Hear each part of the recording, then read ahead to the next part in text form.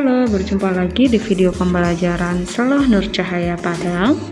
Sebelum menonton video ini, jangan lupa subscribe dan aktifkan loncengnya, dan juga like dan share ke teman-teman kamu. Baiklah, di video kali ini kita akan membahas materi kelas 11 SMA pelajaran biologi tentang sistem reproduksi. Nah, pada video kali ini kita akan bahas tuntas apa saja topik-topik yang dipelajari dalam sistem reproduksi biologi kelas 11. Perhatikan gambar organ-organ penyusun sistem reproduksi berikut ya. Nah, dapatkah Anda menyebutkan organ-organ penyusun sistem reproduksi laki-laki dan wanita? Nah, bagaimanakah proses pembentukan janin di dalam sistem reproduksi wanita? Nah, kita akan bahas di sini nanti ya, tuntas bagaimana sistem reproduksi pada manusia itu ya, bahwa kita sama-sama tahu manusia itu bereproduksi untuk melestarikan jenisnya melalui kelahiran anak-anaknya ya. Jadi sistem reproduksi manusia itu diperlukan untuk bereproduksi ya. Nah, apa saja yang kita bahas di bab ini? Tonton terus video ini ya. Tapi sebelumnya jangan lupa untuk subscribe channel ini dan juga jangan lupa untuk aktifkan loncengnya dan juga like dan share ke teman-teman kamu supaya kita sama-sama belajar di video ini. Oke, adapun yang pertama yang kita pelajari adalah organ reproduksi laki-laki ya. Nah, sistem reproduksi laki-laki itu tersusun dari organ yang terletak di luar tubuh ya pastinya. Nah, dan di dalam tubuh juga. Organ tersebut terletak di luar tubuh berupa penis dan skrotum. Nah, sedangkan organ yang terletak dalam tubuh itu berupa saluran pengeluaran dan kelenjar yang menghasilkan hormon-hormon kelamin.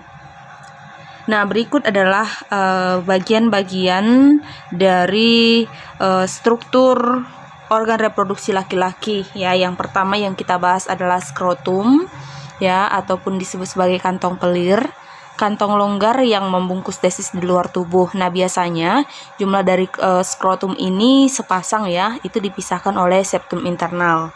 Nah, yang kedua ada testis ya. Testis ini mengandung tubulus seminiferus. Nah, tubulus seminiferus ini sebagai tempat spermatogenesis atau pembentukan sperma.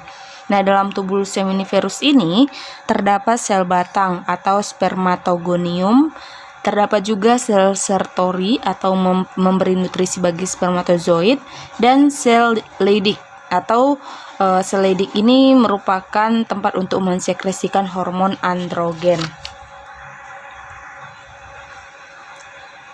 Selanjutnya pada organ reproduksi laki-laki ada yang ketiga, yaitu namanya saluran reproduksi. Nah, saluran reproduksi ini meliputi epididymis, saluran vas deferens atau saluran ejakulasi, dan juga uretra.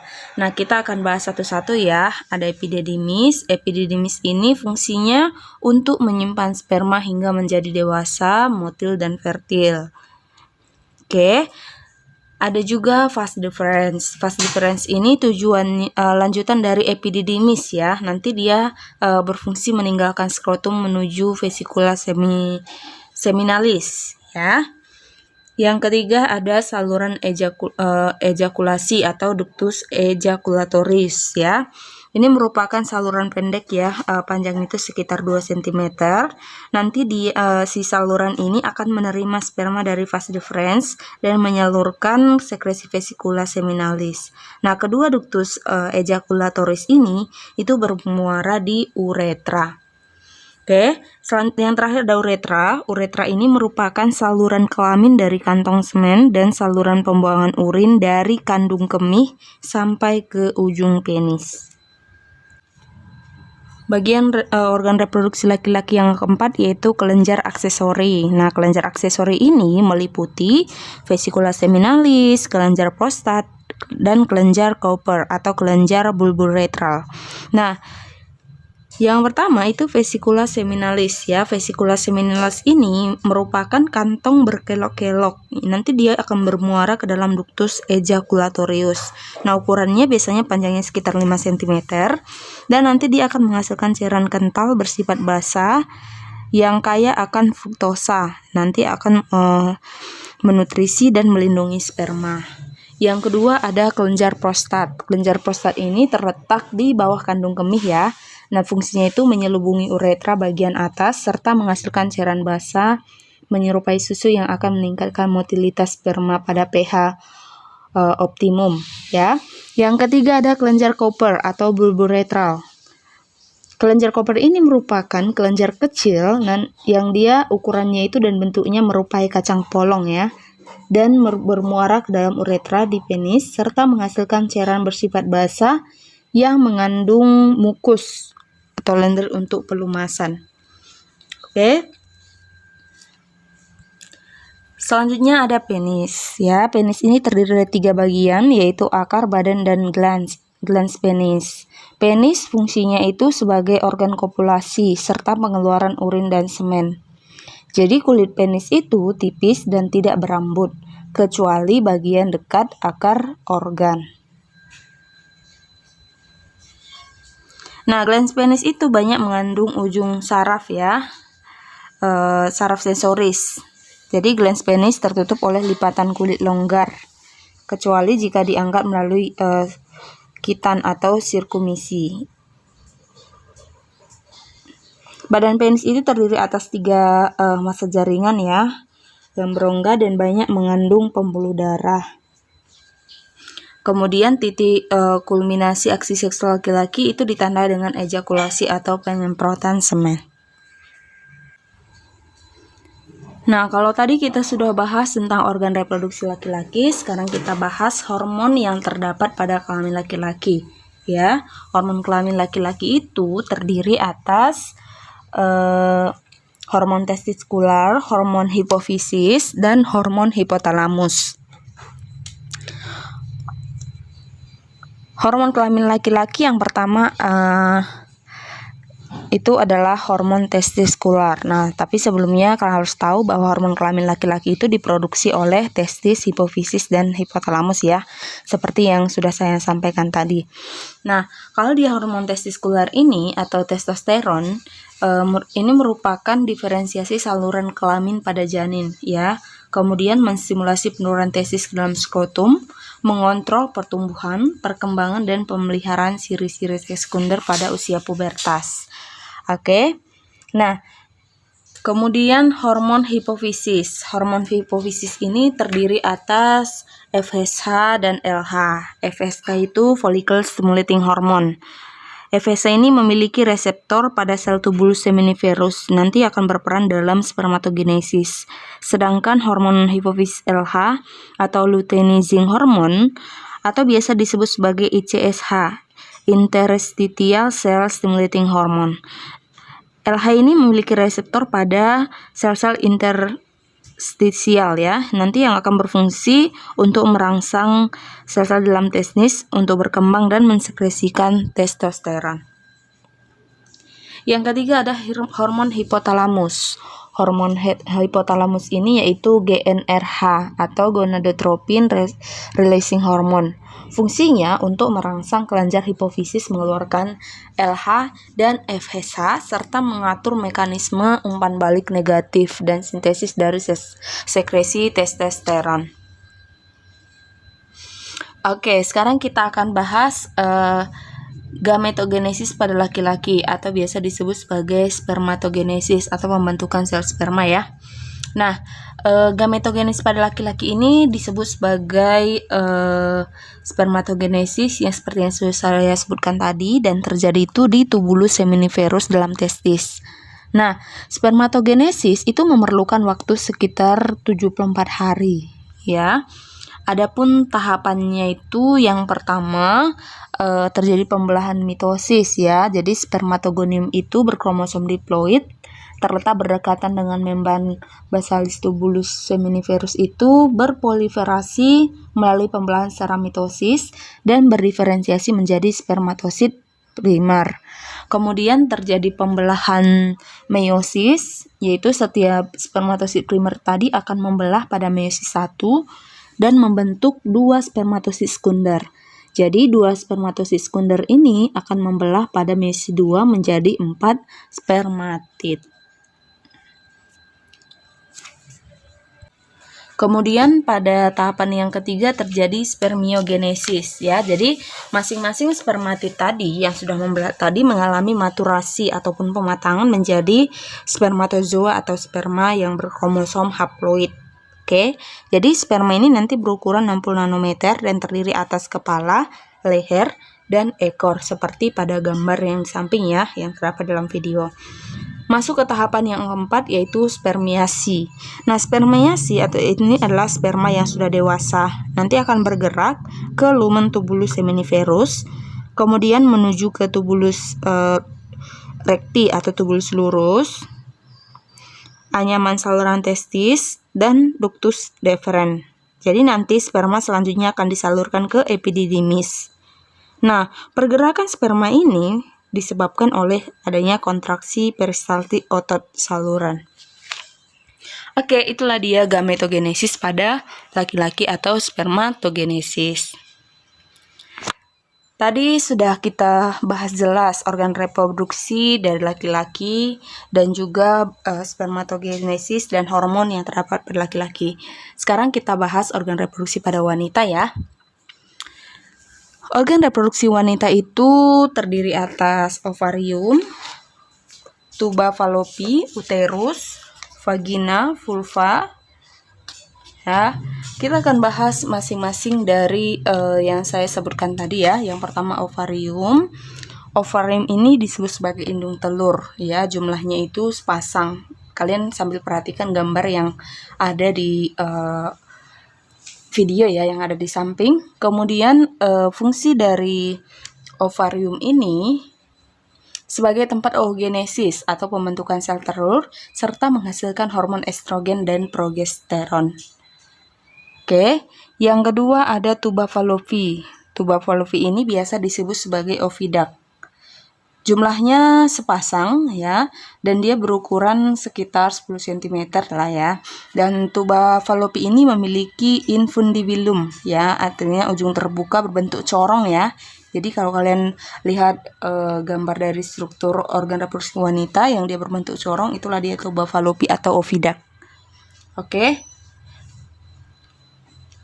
Tuba fallopi ini terdiri atas ampula juga ya, isthmus, dan juga dia sebagai tempat fertilisasi atau pertemuan sel sperma dan ovum. Yang ketiga itu ada uterus. Uterus ini terletak di antara rektum dan kantung kemih. Ya, jadi dinding sel dari uterus ini tersusun dari perimetrium, miometrium, dan endometrium. Uterus ini ya, yaitu endometrium itu berfungsi sebagai tempat implantasi zigot dan pertumbuhan janin. Masuk kita yang keempat yaitu vagina ya. Vagina ini merupakan tabung fibromuskular ya yang panjangnya sekitar 8 sampai 10 cm. Oke. Vagina ini berfungsi sebagai organ kopulasi serta jalan arina menstruasi dan jalan lahir bayi. Yang kelima adalah vulva ya. Vulva ini merupakan organ genital luar nanti yang terdiri atas mons pubis ya, bantalan jaringan lemak berkulit, terdiri atas labia major, bibir besar ya, terdiri atas labia minor atau bibir kecil, terdiri atas klitoris, vestibula, kemudian orificium uretra dan mulut vagina. Oke, sekarang kita bahas hormon reproduksi wanita. Hormon kelamin pada wanita itu diproduksi oleh ovarium, oke, uterus, plasenta, hipofisis, dan hipotalamus. Oke, kita akan bahas masing-masing ya. Yang pertama ada hormon estrogen. Ya, pada wanita estrogen ini dihasilkan oleh ovarium ya, dan juga plasenta. Fungsi dari estrogen ini yaitu berpengaruh pada pertumbuhan organ reproduksi, kelenjar mamae, sekresi cairan pada serviks yang memudahkan sperma masuk ke uterus, dan proses kelahiran. Hormon yang kedua adalah progesteron. Progesteron ini juga dihasilkan oleh ovarium ya, atau corpus luteum, dan juga plasenta. Fungsinya itu untuk merangsang pertumbuhan endometrium uterus, untuk persiapan implantasi zigot, menghambat kontraksi uterus, merangsang pertumbuhan sel alveolar kelenjar mamae, dan meningkatkan viskositas mukus serviks, sehingga nanti menghambat masuknya sperma dan sedikit meningkatkan suhu tubuh. Oke, yang ketiga ada LH atau luteinizing hormone. LH ini dihasilkan oleh hipofisis ya. Fungsinya itu merangsang ovarium untuk memproduksi estrogen dan progesteron. Dan juga nanti memacu pertumbuhan korpus luteum dan ovulasi. Yang ketiga itu ada FSH atau follicle stimulating hormone ya. Ini dihasilkan oleh hipofisis juga. Fungsi FSH ini untuk merangsang ovarium untuk memproduksi estrogen dan progesteron serta pertumbuhan dan perkembangan folikel atau sel telur. Yang keempat GnRH atau gonadotropin releasing hormone. Itu dihasilkan oleh hipotalamus ya. Fungsinya untuk merangsang hipofisis mensekresi LH dan FSH. Selanjutnya ada HCG atau Human Chorionic Gonadotropin. Ini disekresikan oleh sel embryonik ya, mulai dari hari pertama sampai hari ke-10 setelah fertilisasi. Ya, kemudian fungsi dari HCG ini untuk mempertahankan produksi progesteron dan estrogen oleh ovarium. Selanjutnya laktogen plasenta ya, atau somatotropin chorionik ya, susah ya nyebutinnya ya. Ini disekresi oleh plasenta dan fungsi dari laktogen plasenta ini untuk merangsang pertumbuhan kelenjar mamae untuk persiapan laktasi pada ibu hamil. Hormon yang lain ada tirotropin karionik, dihasilkan oleh plasenta, fungsinya untuk meningkatkan laju metabolisme pada ibu hamil.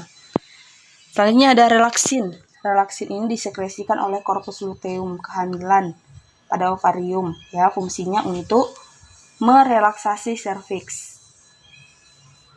Ada juga prolaktin. Prolaktin ini dihasilkan oleh hipofisis dan fungsinya untuk merangsang pertumbuhan ductus dan alveolus pada kelenjar mamae saat kelahiran, saat kehamilan, dan produksi air susu selama menyusui. Ada juga hormon oksitosin. Oksitosin ini dihasilkan oleh hipotalamus.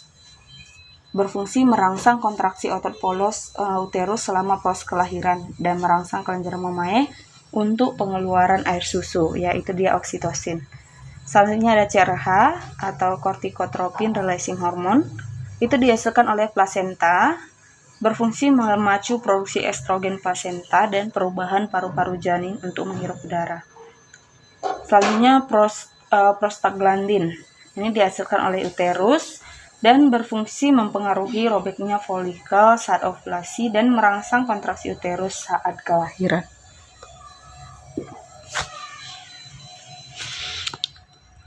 Oke, tadi kita sudah bahas organ reproduksi wanita, sudah kita bahas hormon pada kelamin wanita. Sekarang kita akan bahas gametogenesis pada wanita, ya, atau pembentukan sel telur. Oke, nah gametogenesis pada wanita atau pembentukan sel kelamin itu disebut oogenesis. Gametogenesis ini terjadi di ovarium, ya.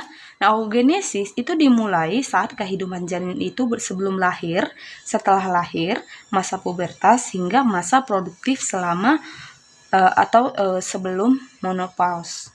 Ya. Nah, yang pertama adalah kita bahas oogenesis pralahir ya.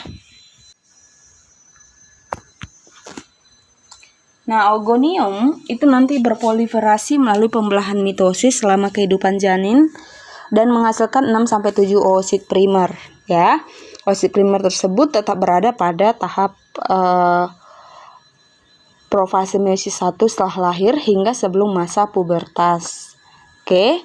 Jadi setiap oosit primer itu diselubungi oleh selapis sel yang disebut folikel primordial. Nah, seiring bertambahnya usia, sebagian dari folikel primordial ini berdegenerasi sehingga nanti jumlahnya menurun. Oke. Selanjutnya yang kedua yaitu oogenesis pasca lahir ya. Jadi pada saat lahir, jumlah folikel primordial dalam ovarium itu kan sekitar 2 juta. Ya, jadi pada usia 7 tahun berjumlah sekitar 300.000. Pada saat pubertas berjumlah 50.000 sampai 100.000, tetapi hanya 350 sampai 400 yang akan hidup dan berkembang untuk diovulasikan satu persatu setiap bulannya selama tahun-tahun produktif. Oke. Selanjutnya, oogenesis pasca pubertas ya. Pada masa pubertas, hormon GnRH yang dihasilkan oleh hipotalamus dan gonadotropin dari hipofisis itu berpengaruh pada perkembangan folikel primordial menjadi folikel primer, kemudian menjadi folikel sekunder. Oke. Jadi setiap bulan itu dihasilkan 20 sampai 50 folikel sekunder ya. Nah, tetapi hanya satu yang matang untuk diovulasikan. Sebelum ovulasi, oosit primer ini dalam folikel matang mengalami pembelahan meiosis 1 ya, dengan pembagian sitoplasma yang tidak sama. Yaitu oosit sekunder yang berukuran besar dan badan polar 1 yang berukuran kecil. Oke, nah oosit sekunder nanti akan mengalami metafase meiosis 2 dan berhenti. Nah, sedangkan oosit sekunder ini juga akan membebaskan diri dari sel yang menyelubunginya dan terdorong keluar dari permukaan ovarium sehingga disebut sebagai ovulasi. Nah, jika oosit sekunder ini terovulasi ataupun dibuahi oleh sperma, maka pembelahan meiosis akan berlanjut hingga nanti terbentuk ootit dan badan polar 2. Nah, ootit akan berkembang menjadi ovum yang matang. Jika badan polar 1 belum berdegenerasi, pada waktu yang bersamaan akan mengalami meiosis 2 menjadi 2 badan polar. Ya, jadi jika oosit sekunder yang terovulasi tidak dibuahi, maka akan terjadi disintegrasi ataupun pecah.